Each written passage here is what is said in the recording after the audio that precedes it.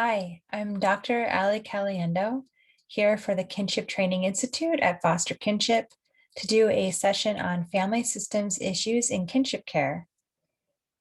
Kinship care lumps together all family caregivers sometimes as like a monolithic group when we're talking about what access to services they have, what are the legal options, financial options, but actually there are some important differences in the needs of grandparents versus adult siblings or family friends when it comes to some of the therapeutic work that we do with kinship families.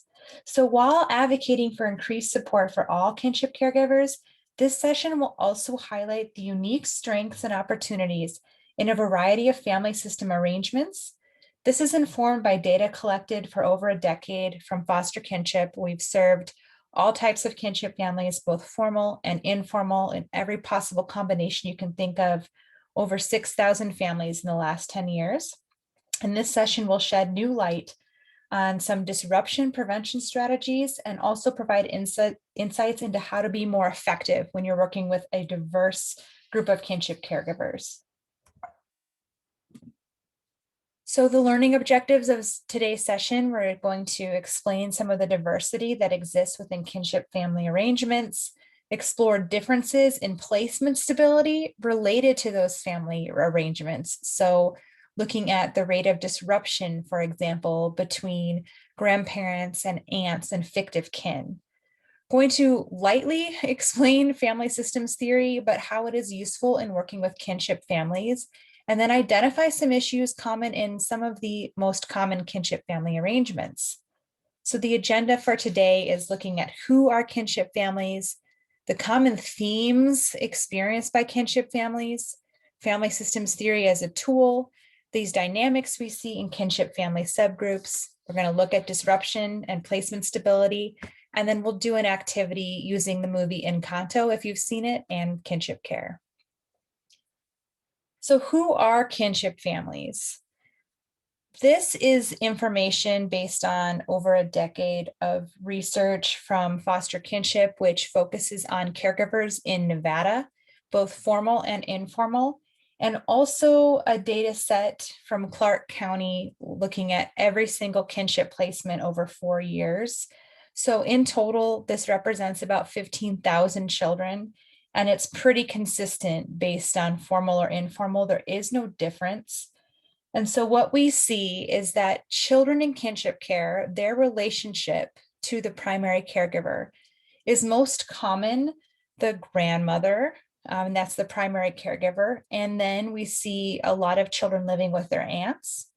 About 18% of kids are living with fictive kin, which are caregivers who do not have a blood relationship to the child. And then from there, the numbers get really small.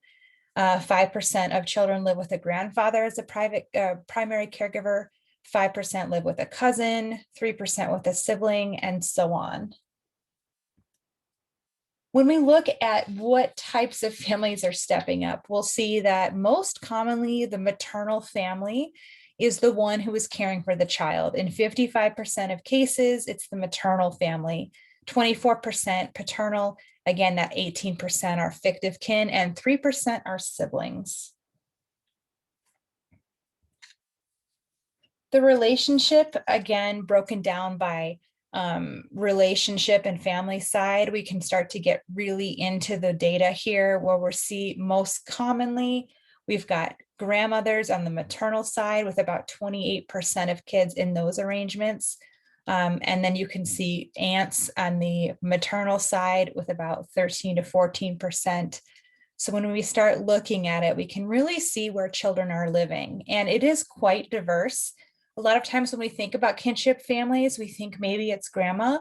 And yes, most commonly it is, but you can also see that there's a lot of other arrangements for kids. And it does have an impact, we believe, on some of the outcomes that we're seeing for children. So Dr. Joseph Crumbly has an amazing series on the common themes that kinship families experience, and I highly recommend and will link his series of the 5 themes experienced by kinship caregivers and how to engage with them. It's really focused on engaging with kinship caregivers who are involved with the foster care system, and it's perfect for individuals who are professionals in the child welfare system, how to think about it differently. But it's helpful for anybody that works with kinship families, and it is helpful for kinship families to watch as well. The 5 themes that Dr. Joseph Crumbly covers in his session include guilt, loss and ambivalence, projection and transference, hope, fantasy, and denial, and loyalty. As a result of changing family dynamics, Dr. Crumbly says that kinship caregivers experience understandable feelings of guilt. Kinship care creates interruptions of the caregiver's plans, priorities, space, and privacy. And these things can contribute to loss and ambivalence for the relative. Projection and transference are just psychological terms about the unconscious processes where we redirect our emotions from one person to another. So, for example, if you've ever had just a really bad day or something's gone wrong with, your spouse or something at work, and then you're on a phone call, perhaps with a customer service agency, and you just blow up at them, you're sort of transferring your emotions onto someone else. And then Dr. Crumbly explains how one person's hope can be another person's denial. And we need to understand how important hope is for family members, and also how we need to work with them to help them see when hope turns into denial, when that parent is not going to get better in the short term, and a different plan needs to be made for a child. Sometimes it's really difficult when you're so hopeful, and then you kind of deny the reality. And then Dr. Crumbly talks about loyalty and how loyalty runs deep in families because there's shared blood, history, memories. That interdependence that makes us a family exists when that family changes. And so I want you to just consider, and Dr. Crumbly would ask you to consider, the difference between kinship caregivers and traditional foster parents. When you think about attachment and bonding, a foster parent meets and attaches and bonds with the child first in the traditional foster parent sense. But a kinship caregiver has a pre-existing relationship to the parent, and they have attached to the parent first, even if it is not healthy at the time. The birth parent has their first attachment, and it is very different than a traditional foster parent, a stranger who comes in and meets the child first and then gets to know the family and the birth parents, if at all. So the main point of Dr. Crumbly's training is that the type of work we do for traditional foster parents will not work with kinship families, and we need to shift our practice to better engage with kinship caregivers. Again, it's a very valuable training that I highly recommend for anybody in this field. But what we're going to do today is challenge us to take this concept even further and explore the ways we need to engage differently based on the types of the kinship family. This is needed because there are really clear differences when I look at disruption data, which is one measure of child well-being. And I also find that it's really helpful to use family systems theory as a way to examine the dynamics between changing families in the kinship system and how it might impact the child. So I want to stop here and give you a moment to reflect. How does the pre-existing relationship with a birth parent look different in kinship arrangements that are different? So for example, how might a pre-existing relationship between a maternal grandmother and her daughter look different than a situation where there's perhaps a paternal aunt and her brother, or a fictive kin, a family friend, and their friend who is the parent? So how does that relationship look different in those 3 arrangements? And then the second question is, how then might that pre-existing relationship to the birth parent change the experience of the 5 themes? So for example, does guilt look different for a maternal grandmother than for a paternal aunt, than for a fictive kin? So I'll give you a moment to just pause the video now and think through how those things might be different and answer those questions.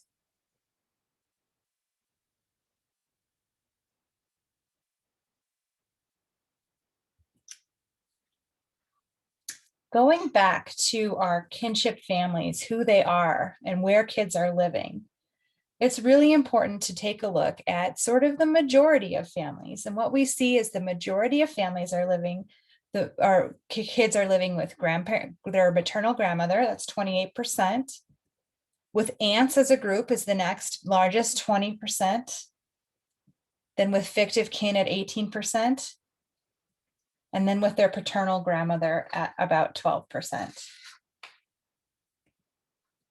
So now let's take that in mind as we get into a little bit of family systems theory. So again, these four groups that I just mentioned make up about 78% of all the kinship families that we see.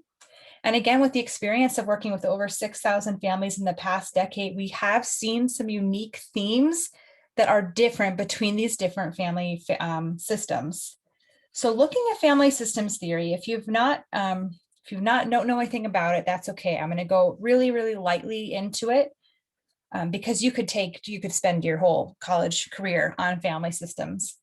But early proponents of family systems theory were child psychologists who were not having success treating the child as a separate entity. So they started using a whole family approach, which resulted in superior outcomes for the child. Basically, the issues that we see in children are not separate from the social process that created them. When you look at ACEs or adverse childhood experiences, those early traumatic experiences that kids can have happened to them, they're all happening within a family system. So having a parent who is incarcerated or mentally ill, or parents who are no longer together, being abused, this happens within a social system. It does not happen in isolation. So the results of that trauma and that early childhood trauma, family systems theorists would argue, need to be treated within a family systems dynamic. Trauma happens in relationship, and so does healing. Family systems work is what intervenes in ongoing social processes that leads to the behavior or disorder we see in children.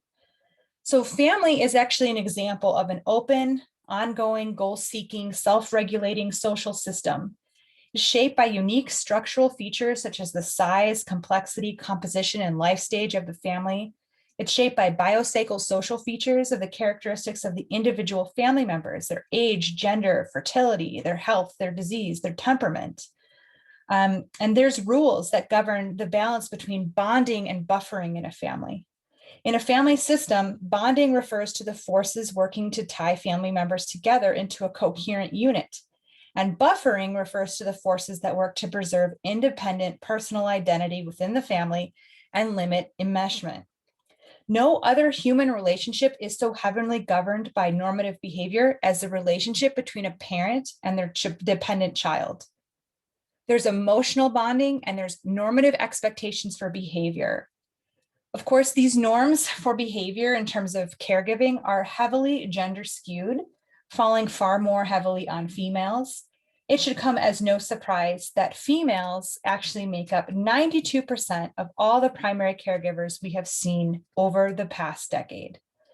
So using family systems theory at first, it's really helpful to explore the relationship between a parent and their child, or two parents and the child. However, there are some common troubled configurations of the parent-child triangle. The first, so let's just talk about a healthy family system. So the healthy family system has parent one and parent two who have a healthy relationship, healthy boundaries, and they prioritize their relationship, and the child is not brought into any of the adult interaction or drama. Parents are on the same page, parents are not abusing each other, and they're not abusing the child, and the child is free to be a child. So that is the ideal sort of healthy family system dynamic. However, there are some really common things that happen in family systems between parent and child. So in one common troubled scenario of the parent-parent-child triangle, we have the child who is the scapegoat or the black sheep in some terms. This is when the parents might blame the child for their unhappy relationship dynamic.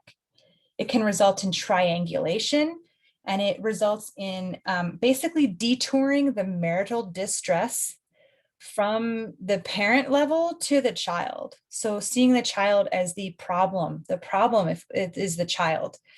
which of course is an unhealthy family dynamic.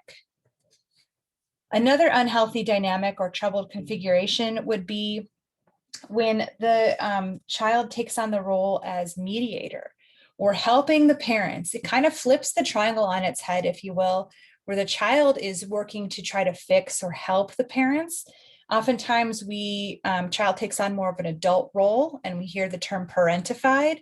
The child is really working in a way that is not appropriate for their generational boundary. And the parents are letting the child sort of be in between their relationship. And finally, another really common sort of unhealthy parent-child dynamic can result when the child becomes sort of enmeshed with one parent and cut off from the other. So in this parent-child triangle, the child and the parent are sort of creating an alliance, an intergenerational alliance. And parent one in this triangle is kind of left out. So in these scenarios, you can see that parent one is not having a healthy relationship with parent two, and the child and the parent two are sort of creating their own alliance. This is kind of an enmeshed or codependent relationship, and is especially apparent when the child takes on some sort of potentially an addiction or has some sort of mental health issue, where it really becomes an unhealthy dynamic for the whole family system. So some of these common roles in family systems, this is the family tree from the movie Encanto, which is by Disney. And if you've seen it, you might recognize that every person in that family dynamic plays a different role. And so I like to use this movie because it's very easy to see, if you've seen the movie, some of these different roles that are really common in almost all family systems. So one of the common family roles is the golden child, or the hero, or the saint. And this child is like the favorite child, the one that can do no wrong, the perfect child. All the other children in the family are compared to this child. And the golden child will allow the family to potentially ignore problems beneath the surface because of the golden child's accomplishments or success or the way they're held up in their family system. The child is proof that they've done something right, even when there's been dysfunction. So in Encanto, the character that plays the golden child is the character of Isabel, who is the one that everything she touches turns into these beautiful flowers, and she's just very well put together and beautiful and lovely, and she is the representation of a golden child. The switchboard is the person who is like the central information center in the family. They keep track of what's going on. They're aware of who is doing what and when. This person has strength in being a central person to go to and to understanding how the family is doing. However, this person is always focused on everyone else's issues but their own. And in the movie Encanto, the switchboard character is represented through Dolores, who can hear everything and always knows what's going on in the family. Now, the rescuer is really common, who takes care of everyone's needs and emotions and problem solves everything for others in the family. The rescuer might have difficulty with conflict. They take on the role because they're helping others. They might do it actually to meet their own needs, such as relieving anxiety, but they also don't realize that when all they're helping, they're sometimes hurting the family because people aren't doing things on their own or problem solving on their own. This person is always taking on other people's problems.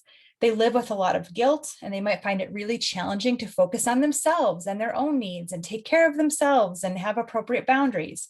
And in the movie Encanto, the rescuer is Luisa, the very strong one who takes it all on and, is going to be crushed by the weight of it. The lost child is the child that kind of naturally coincides with the golden child. So when the attention of the family is taken up on the golden child, or as we'll get into in a later slide, if the attention of the family is taken up on a child who is not well, like struggling with addiction or mental illness, or basically taking a lot of the energy of the family, the other siblings in that system can feel like a lost child. They can feel like the attention of the family is taken up with the larger presence of the golden child or the child who's struggling. Sometimes this is sort of a natural consequence of having a child or a sibling who is physically or mentally ill. It's a byproduct sometimes of being in a large family. The lost child can wrestle with strong feelings of loneliness and cravings for love and attention and being accepted, which can extend into adulthood. They have to learn to take care of themselves, to not need or want anything, and they may have trouble later in life asking for or receiving support or care from others. And in some ways, the character of Mirabel in Encanto represents the lost child. The scapegoat, or the black sheep, is in opposition to this golden child character, and that's the child for whom all blame falls for the family problems, like we discussed in that parent-parent triangle dynamic that's problematic. It can take the form of acting out behaviors, disobedience, or could simply be, again, the effect of an illness or mental health or other abnormal, in quote, features that draw attention. It may be that the scapegoat or black sheep has no problematic behaviors, but is simply different from the rest of the family and therefore ostracized. Their behaviors can be seen as the source of problems in the family. And when you can blame everything on one person, then you can ignore the problems. The larger problems can be denied and ignored. And of course, the most obvious representation of a scapegoat that I've ever seen is Bruno in the movie Encanto, and the whole song "We Don't Talk About Bruno." He's literally left out of the family tree in some of these pictures. He's not living with the family anymore. Nobody talks about him. He ruined the family dynamic. It's his fault, right? He is a great representation of the scapegoat in a family system. And finally, the martyr. So a martyr is someone who is very active doer for the family. They do so much, and they make sure they step over the line. They make sure everyone knows how much they're sacrificing for the family. This role can involve guilt tripping others. It can involve sarcastic comments that make people feel excluded or hurt. It can make you feel like you owe the martyr something in the family system. And you may notice vague feelings of guilt when they help you because you'd be feeling guilty for needing it. Somehow that dynamic is a little bit unhealthy. And the martyr in Encanto, of course, is Abuela Alma. So I hope that's sort of helpful in sort of more lighthearted way of looking at how people can play these roles in family systems. And they're there really as part of their survival. Sometimes you can, you all of a sudden you're the golden child and you didn't mean to be, and the expectations for you to carry everything for your family can be intense. Or, you're the kid that was ignored because your sibling had a lot of needs and you're the lost child and you have to grow up fast. You take care of yourself. You don't ask for help. All these things can affect you into adulthood. And in fact, the role you play in your family system does follow you into adulthood, into your other relationships. And of course, we'd expect to see it in kinship family systems. As those systems change, the dynamics also change because of whatever role the birth parent played in their family system. There could be some big impacts for the kinship family system that's created around that birth parent. So I'm going to go back and explain the relevancy of family systems theory in kinship family engagement by showing two common dynamics between the parent and the child, and also the impact on siblings and the potential impact on the kinship child. So in this first scenario, the parent becomes caretaker, becomes enabler. So a caretaker is the person who's really taking on the responsibilities of caring for others in the family. And so this is the person who's wanting to make sure that the child is not harmed. So maybe like a helicopter parent, and it can be well-intentioned, but can cause harm. However, when it comes that there's a child who is an addict or dealing with addiction or has mental health issues or other things that make it so the caregiver gets so involved and enmeshed with the child's needs in this scenario that they start enabling the child. The addict, which is also known as the identified patient, can represent the culmination of a family's issues. If their addiction intensifies, the new family conflict can arise that focuses mostly on the person who is struggling with the addiction or mental health, which can serve as a distraction from the family's other core issues. So this identified patient or addict in therapy will become the family's focus. It's their fault, the child or the addict is struggling with these things, and the caregiver is enabling them. And it's a really common family dynamic, especially when substance misuse is involved. So family members may rally to get help for this individual, and they may not feel like they have anything to do with the addiction, despite that it does happen in a family environment.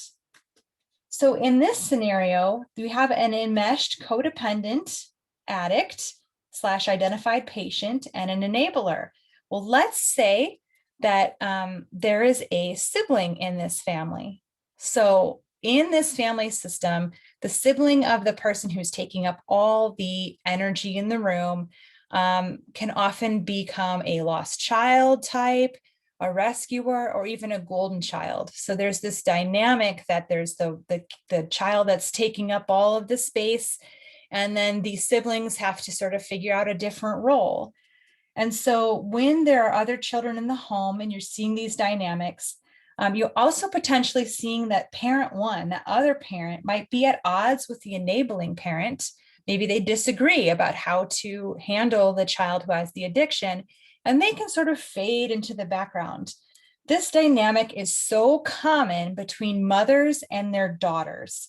So when a mother is dealing with their daughter who has substance abuse issues or mental health issues, they have often been in that fight for years, decades. Sometimes these issues emerge when the addict is a child. Sometimes, they hit their teenage years and they start down this path. And what becomes a healthy mother-child dynamic turns into a really unhealthy codependent relationship between mother and daughter. And then whatever role the sibling in this family system takes on, there's one thing that's common, and that's that they're not seen who they really are in the family system.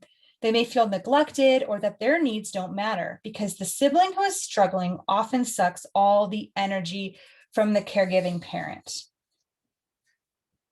So in this scenario, with an enmeshed codependent addict or identified patient and an enabling parent, if there are other children in the home, you're going to see a whole bunch of interesting dynamics.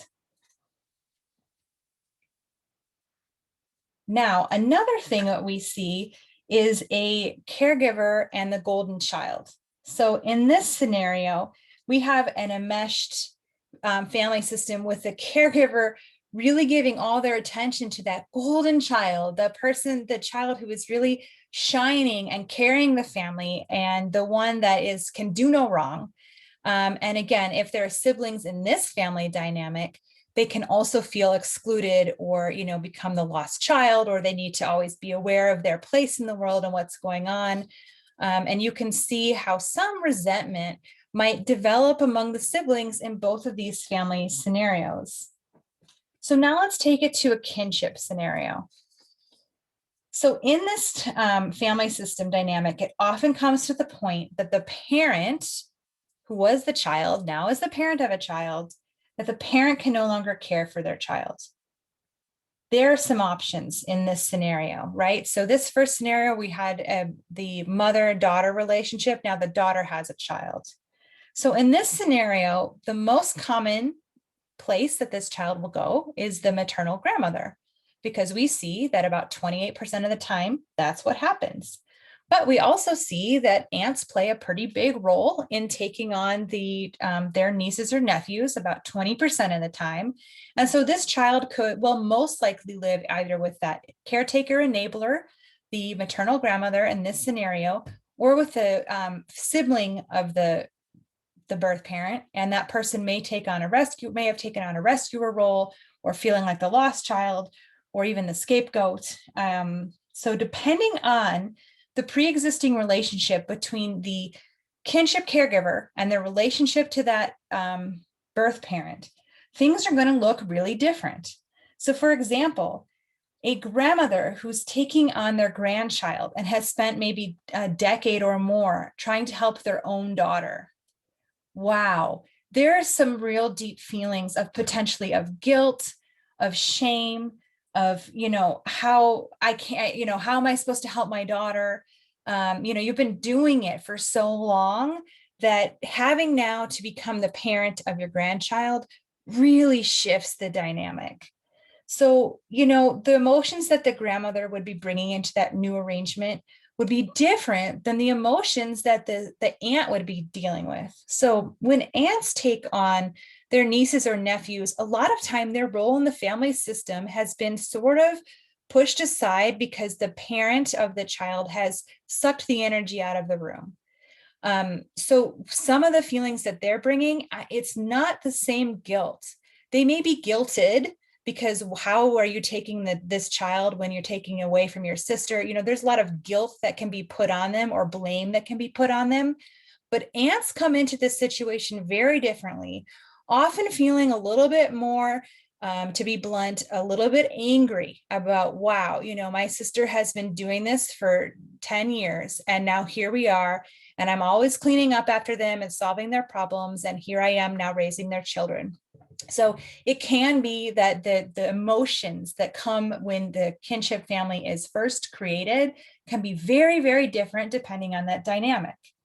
So when you're working with families, helping a caregiver through feelings of guilt look really different than helping a caregiver work through feelings of anger. And again, depending on the pre-existing relationship to the child, the needs of the kinship caregiver are going to look different. So here's that other common scenario. And we sometimes see this in paternal family systems where the son has played the role of the golden child in that family system. And so even though they're unable to parent their own child, it can often be seen as the fault of the mother of that child. The mother was the bad influence. The mother was the domestic violence problem. The mother was the one that created these things, and not the son, not my son, not my brother. And so sometimes we see that in these systems where there's a golden child parent, that there's a lot of belief that the father, once maybe they get out of prison or, you know, they pull their life together, that they're going to be able to parent that child just fine. So we see this kind of frequently. And in these scenarios, when the child goes to live with the paternal grandmother, there may be some issues of denial that need to be addressed as far as the son's role in how they got to this point where both parents weren't able to care for the child.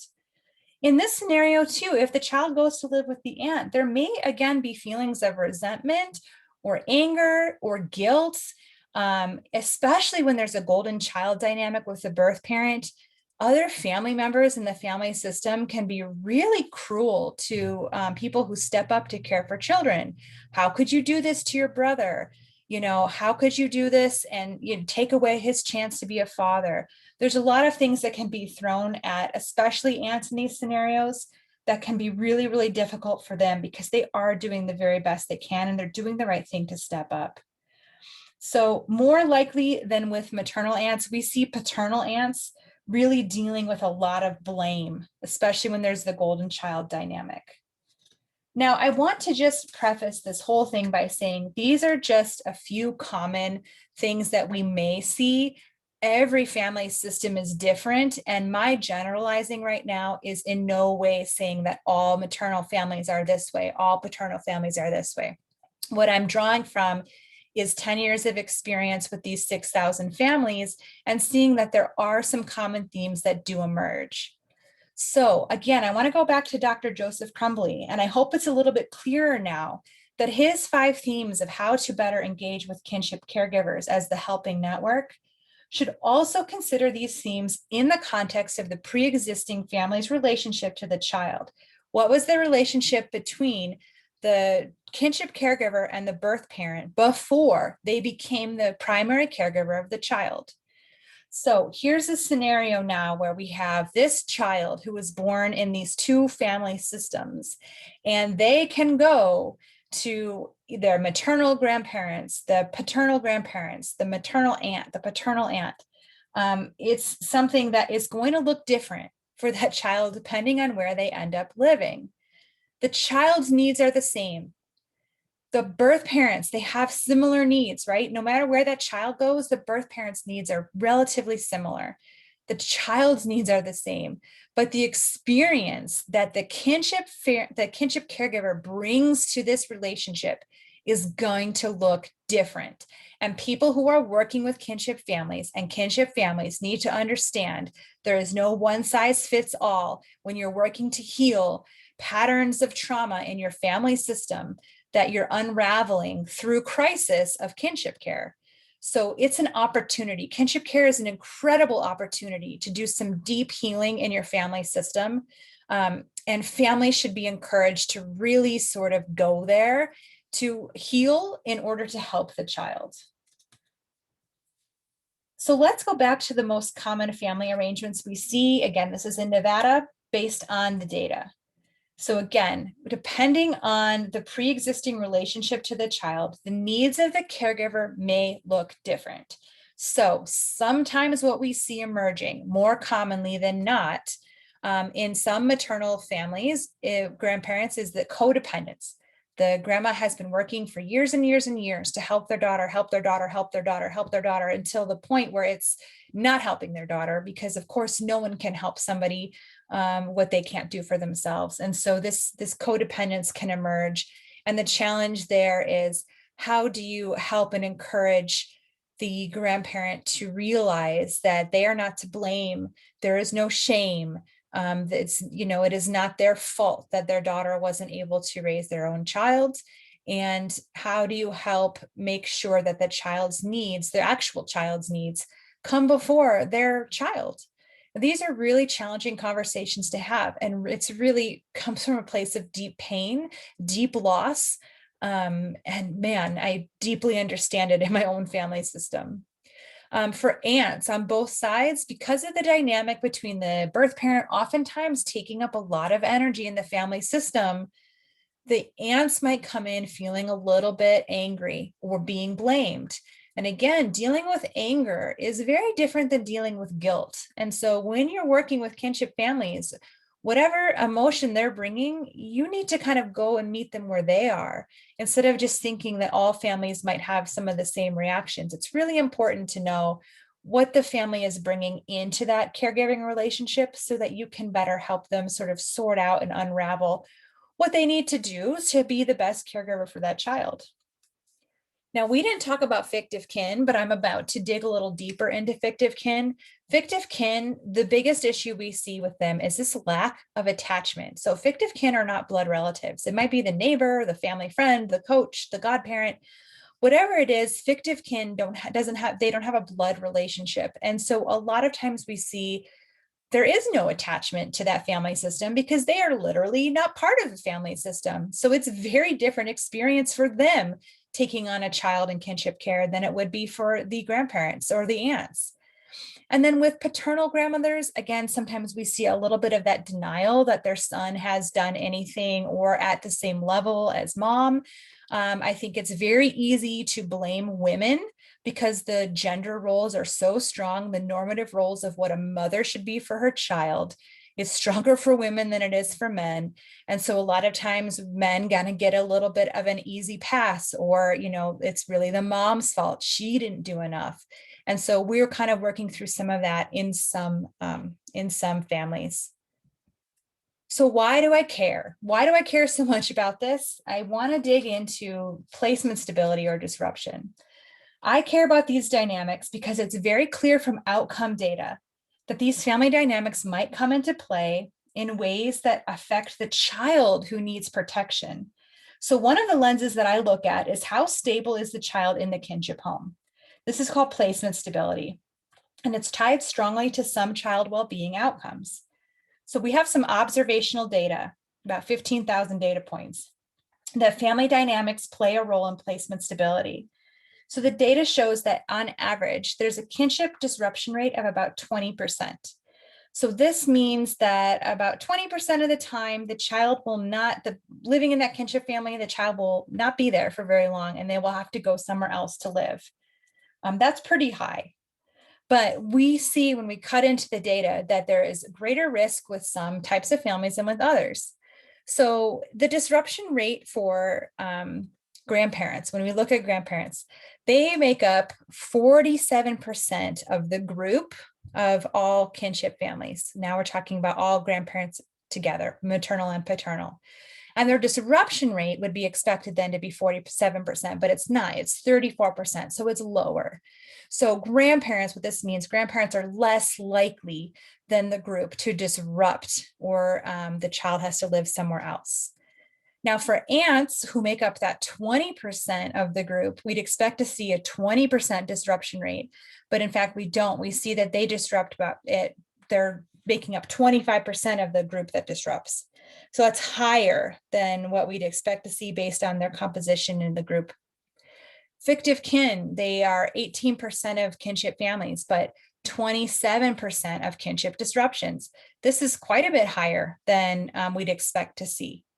Now, if we're looking again at the maternal and paternal sides, we see that maternal families make up 55% of kinship families, and we'd expect to see then 55% of disruptions, but we don't. We see 43% disrupt. And then paternal families make up 24% of the group and 28% of the disrupted group. Again, fictive kin there kind of be the same for both, 18%, 27% disruption rate. So some of the things that you might gather by looking at this are there's maybe some protective factors based on, the relationship or the family side. However, I think it's really important to note that every family could have more stability. Every child deserves stability. So what are some of the reasons why these families might be disrupting at higher or lower rates? And what does it mean for the child? So again, please pause the video here and just sort of reflect on some of these questions. One is, how could interventions for kinship families be shaped now by this knowledge of kinship family dynamics? And the second one is, how might these recommendations compare with the current practice in your jurisdiction? So I'll pause here, and please pause the video and just reflect for a moment.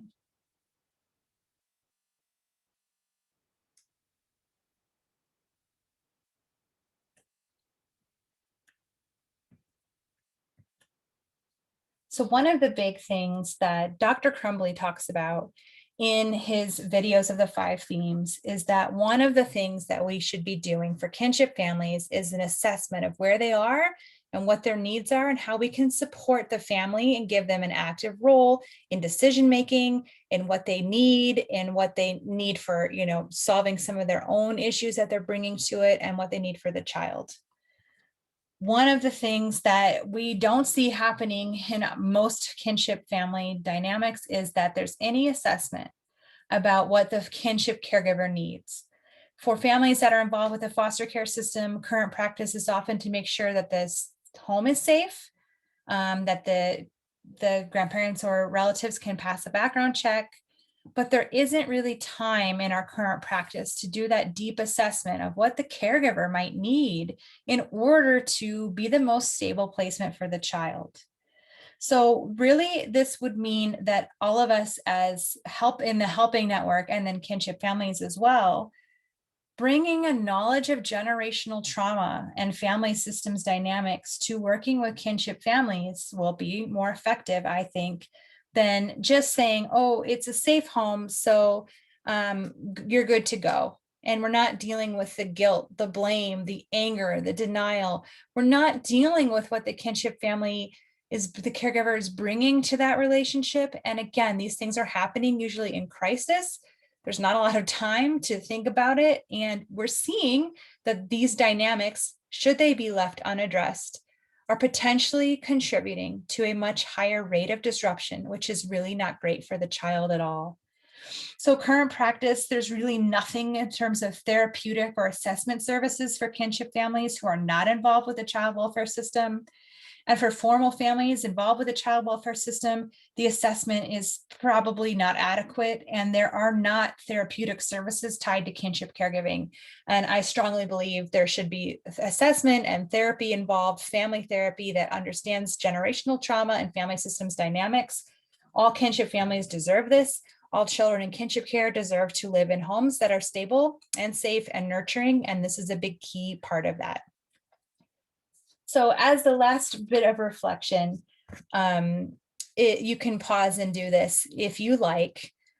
Just consider again that Encanto movie. If you have seen it, this should be more easy to imagine. And if you haven't seen it, you can just reflect on literally any family system that you see in movies, on TV, or your own family, and really think about what might happen. So in this scenario, Peppa and Felix, who are one of the daughters of Abuela Alma, and her husband, are no longer able to care for their children. So let's say that they develop an addiction and they're now no longer able to care for their children.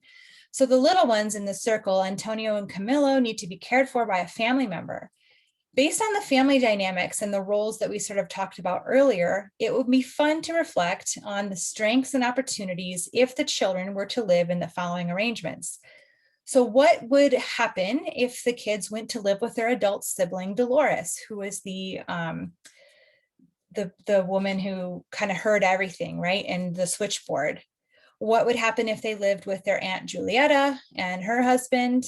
What would happen if they went to live with Uncle Bruno, or Cousin Isabel, the golden child, or Cousin Luisa, the rescuer, or their grandmother, right? The most common scenario would be to live with their grandmother.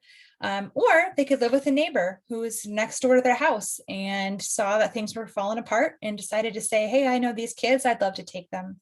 So the reflection here is what were those dynamics going to look like for those kids and for those caregivers based on these different kinship arrangements?